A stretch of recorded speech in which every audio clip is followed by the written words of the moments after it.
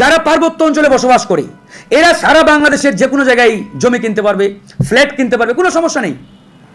চাকমা, মারমা, গারো, অমুক তমুক যা আছে ঢাকায় এসে ফ্ল্যাট কিনে জমি কিনে নো প্রবলেম, আইনে কোনো বাধা নেই।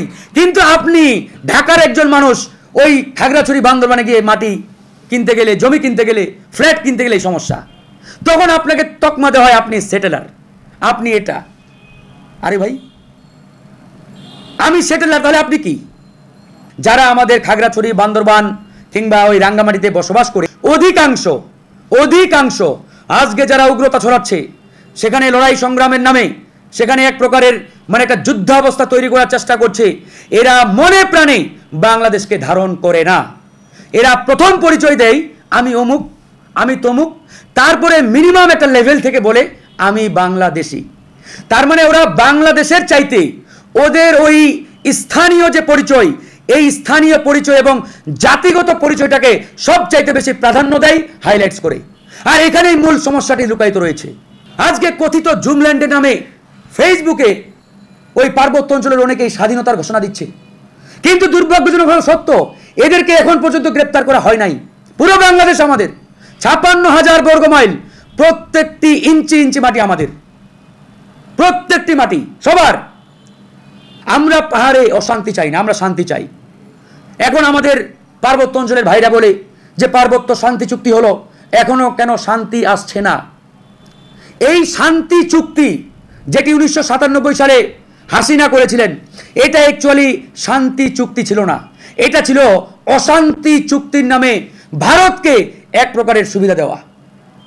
এটা কোনোভাবেই শান্তি চুক্তি ছিল না। এবং ভারত প্রেসক্রিপশন দিয়ে যে কন্ডিশনগুলো ওই সময় হাসিনাকে দিয়েছিল, হাসিনা সেগুলো মেনে নিয়ে ক্ষমতায় এসে এক প্রকারের ভারতের দাসত্ব মেনে এই শান্তি চুক্তির নামে অশান্তি চুক্তি করে গেছেন 2 ডিসেম্বর। আজকে আপনারা এই শান্তি চুক্তির বিষয়ে অনেক কথা বলেন, আমাদেরকে দোষারোপ করেন, এটা সেটা করেন। এই দোষ বাংলাদেশের নয়, এই দোষ বাংলাদেশের রাষ্ট্রের নয়, এই দোষ খুনি হাসিনা এবং খুনি হাসিনার যে সংগঠন আওয়ামী লীগ তাদের। তারা ভারতের প্রেসক্রিপশনে ওই রকম একটি শান্তি চুক্তির নামে অশান্তি চুক্তি করে আমাদের এই পার্বত্য অঞ্চলকে একটা অগ্নিগর্ভ বানিয়ে দিয়েছে। আমি এই অন্তর্বর্তীকালীন সরকারকে বলতে চাই, আপনারা বসে বসে যদি এভাবে আঙ্গুল চুষতে থাকেন, তাহলে বাংলাদেশ কিন্তু সামনে আরো বড় ধরনের বিপদের সম্মুখীন হতে সময় লাগবে না। তারা কিভাবে দুঃসাহস দেখায় সোশ্যাল মিডিয়ায়, ফেসবুকে, উন্মুক্ত প্ল্যাটফর্মে স্বাধীনতার ঘোষণা দিচ্ছে, জুমল্যান্ড নামে কথিত। রীতিমতো তারা রাষ্ট্রদ্রোহ অপরাধ করেছে, এটা পরিষ্কারভাবে দেশদ্রোহ এবং দেশদ্রোহী অপরাধে তাদেরকে গ্রেপ্তার করতে হবে অনতিবিলম্বে। এই জায়গায় বিন্দু পরিমাণ কম্প্রোমাইজ করার কোনো সুযোগ নেই, কাল বিলম্ব করার কোনো সুযোগ নেই, কোনো সুযোগ নেই। এক বিন্দু পরিমাণ কাল বিলম্ব করা যাবে না, সুযোগ নেই। কিন্তু এই সরকার যদি তড়িৎ গতিতে সিদ্ধান্ত নিতে ব্যর্থ হয়, তাহলে ভয়াবহ পরিণতিতে পড়তে যাবে, এবং এটা আমরা কিন্তু পরিষ্কারভাবে বলছি। আজকে এই যে পাহাড় সমতল, এটা সেটা, এই যে প্রথমেই আমরা একটা ফ্র্যাকশন, প্রথমে একটা ডিভাইডেশন বা একটা বৈষম্য তৈরি করছি, এখান থেকে আমাদের বেরিয়ে আসতে হবে। ওটা পাহাড়, এটা সমতল, এটা নদী, এটা বন্দর, এরকম কোনো বিভাজন আমাদের এই 56,000 বর্গ কিলোমিটার এলাকায় রাখা যাবে না। আমাদের প্রথম কথা হচ্ছে, এই বাংলাদেশ 1,47,000 বর্গ কিলোমিটার এলাকা নিয়ে গঠিত। এই বাংলাদেশ 56,000 বর্গ মাইল এলাকা নিয়ে গঠিত, প্রতিষ্ঠিত। এটা আমাদের প্রথম বাক্যেই বলতে হবে।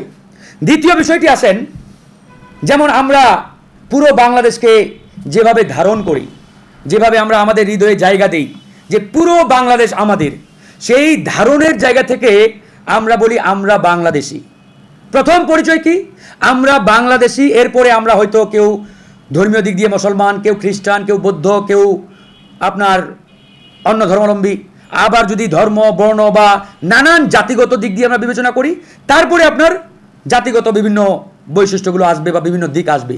কিন্তু আপনার প্রধান এবং প্রথম পরিচয় আপনি বাংলাদেশি, এটা নিয়ে নো কম্প্রোমাইজ, এটা নিয়ে নো কম্প্রোমাইজ।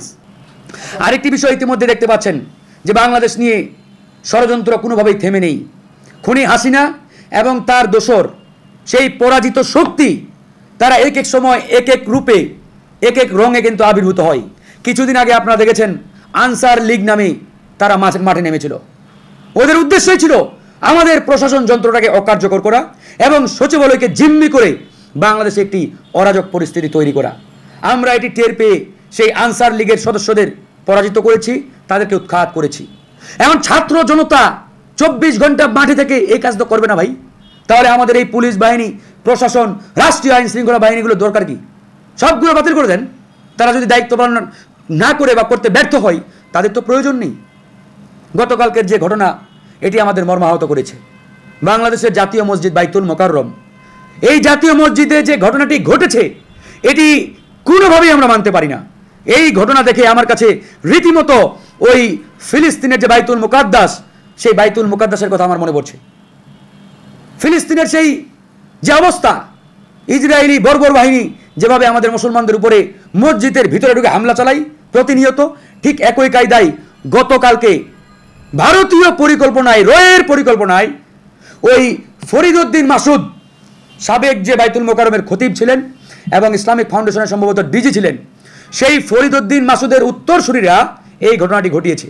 কেন ঘটিয়েছে সেই কারণটাও অনেকেই পরিষ্কার। এই ফরিদ উদ্দিন মাসুদ, তিনি হচ্ছেন ভারতের রয়ের সোল এজেন্ট এবং তিনি প্রতিনিয়ত ভারতীয় হাই কমিশনে গিয়ে সাক্ষাৎকার দিতেন এবং হাজিরা দিতেন। এবং আমরা এটাও জেনেছি যে ভারত থেকে তিনি ভালো মানের একটা মাসোয়ারা পেতেন।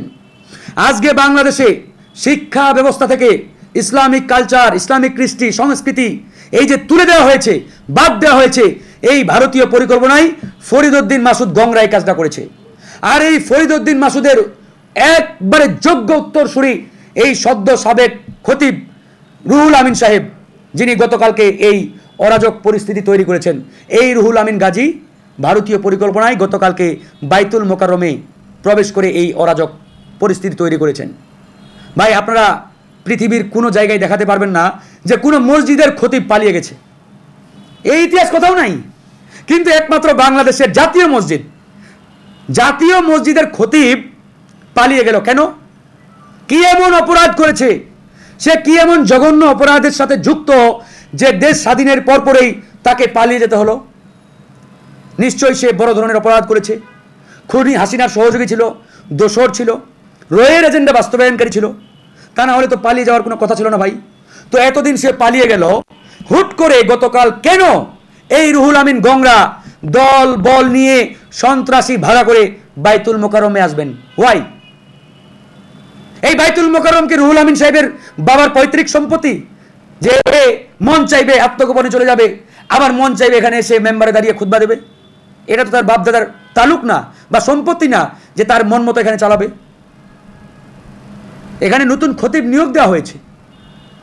সে যদি এখানে আসতেই চায়, সরকারের সাথে যোগাযোগ করে এই প্রতিষ্ঠান যে দায়িত্বে আছে বা যার আন্ডারে, সে যথাযথ প্রক্রিয়া অনুসরণ করে এখানে আসতে পারতেন। তা না করে সন্ত্রাসী ভাড়া করে দলবল নিয়ে এখানে এসে একটা অরাজক পরিস্থিতি তৈরি করেছেন।